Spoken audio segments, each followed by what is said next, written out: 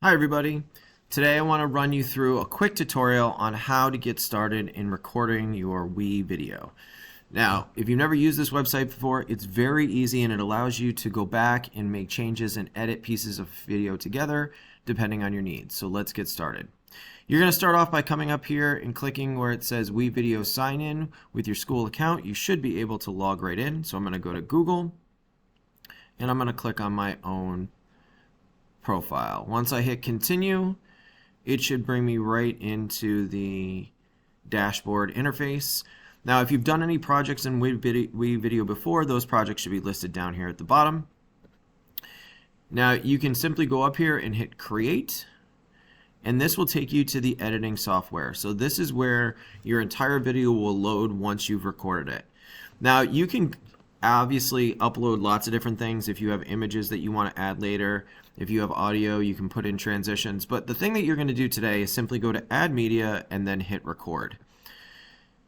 Now, it's going to give you three options for how to record your video. You can either do just a webcam. So if you have absolutely nothing to show visually on the screen other than yourselves, you're just going to use the webcam feature and it's just going to put you and your partner on the screen. Otherwise, if you have some sort of visuals, you're going to go for the dual option. And the dual option will allow you to not only put yourselves on the screen, but put your visuals on the screen. Then you're going to hit record. And once you do that, it's going to allow you to pick the tab where your visuals are. So I can pick a particular slideshow, and then I can go ahead and hit share.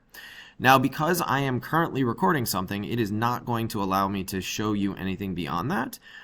So once you hit share, it is going to start recording. And so you're going to want to almost immediately jump right in and start doing your recording. Now, once it's done, I'm going to hit cancel for a second. Your video will show up down here.